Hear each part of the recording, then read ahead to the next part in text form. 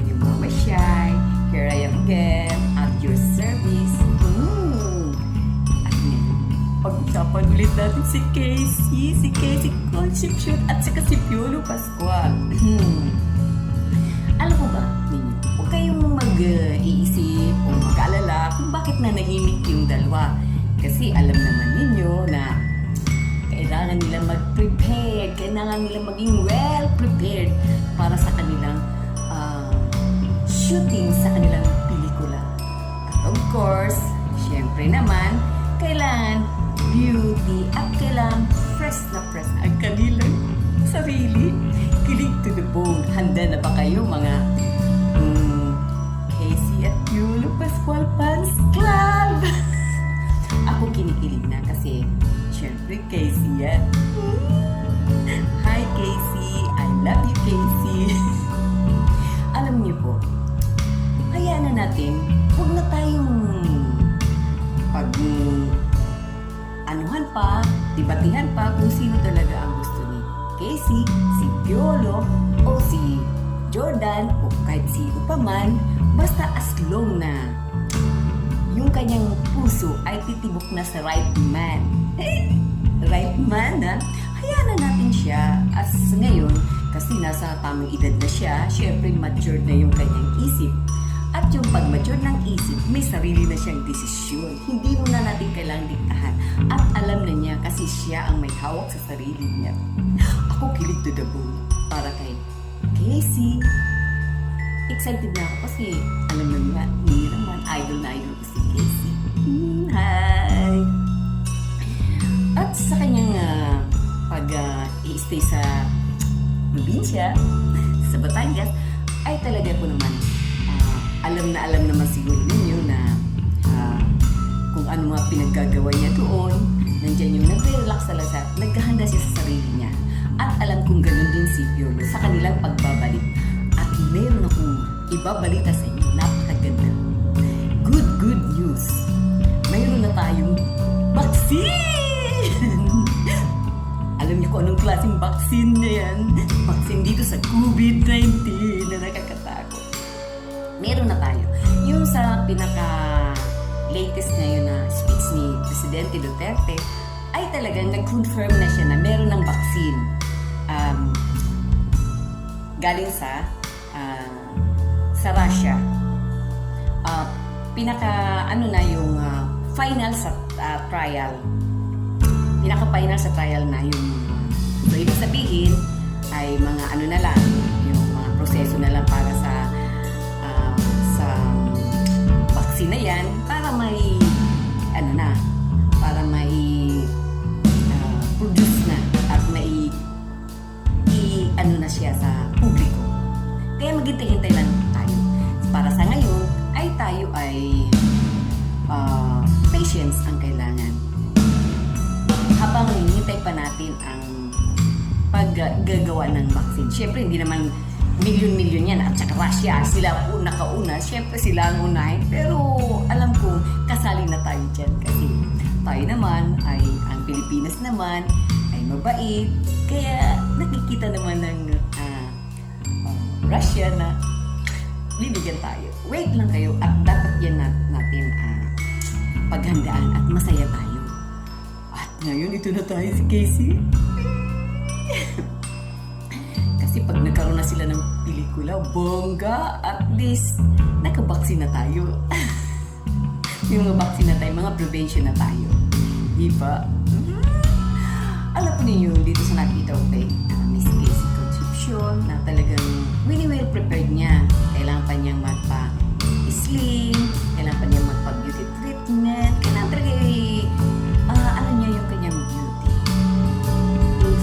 I-refresh niya ang kanyang beauty para maganda sa screen. At yan ang tutunghayan natin, babantayan natin. Pero sa ngayon, syempre, alam din nila yan. Kaya sa ngayon, habang wala pa, ay mag-ready sila, mag-prepare sila. Hindi naman yung kung kailan, halimbawa, baka next year meron na tayong vaccine, saka pa lang sila maghahanda. Ano yun? Kaya kailangan talaga late na. baka maya maging laos na sila dyan. Kaya lang talaga, anuhan natin, sabayan natin sa vaccine na release o di ayos. Kasi yung vaccine pa lang yan ay napakatibay, matindi. Once na ano na tayo ng vaccine na yan, take na tayo ng vaccine na yan, ay lahat po naman mga influenza, mga kung ano-anong mga sakit dyan na matindi, ay tanggal din sa vaccine na yan. Yan number 1. Kaya no problem na tayo pagdating ng kanilang mabilib Casey at Piolo.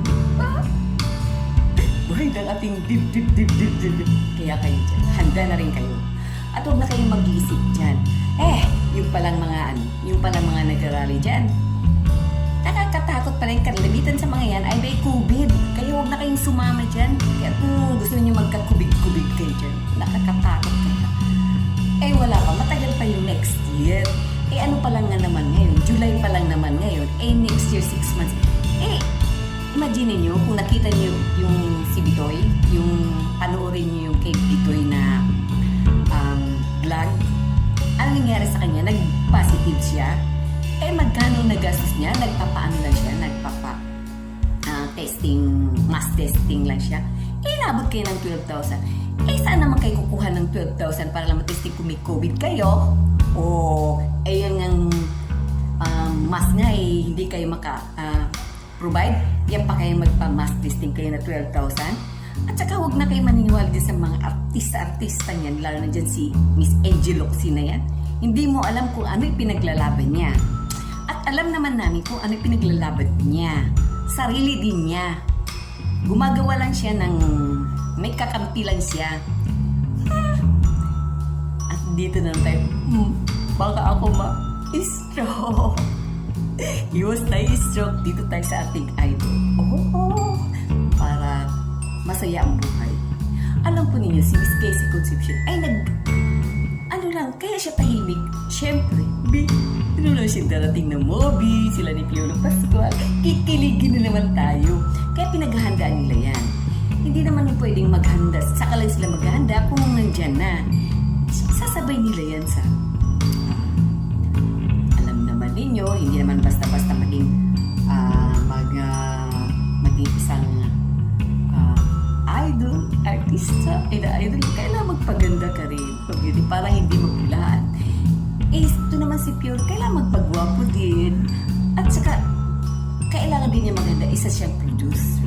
Kailangan niya maghanda rin ng financial o kung ano-ano pa man para hindi maging walang hadlang. Dire-diretso ang kanilang mood. Kaya tayo, just wait na lang. At hayaan na lang natin na ay mag-relax katulad nito. At saka si Pure, sa kanyang napakagandang rest house. Super sa ganda. Katulad niyan. Kaya hayaan natin sila. Dahil bigla na lang silang lalabas. Lalabas ang ating mga idol. Wow! Bongga na lang natin. Kaya maganda ang buhay pag may idol. Kasi huwag naman tayo magpa-stress sa mga nangyayari sa ating bansa. Nandiyan yung COVID. Alam niyo ako matanda.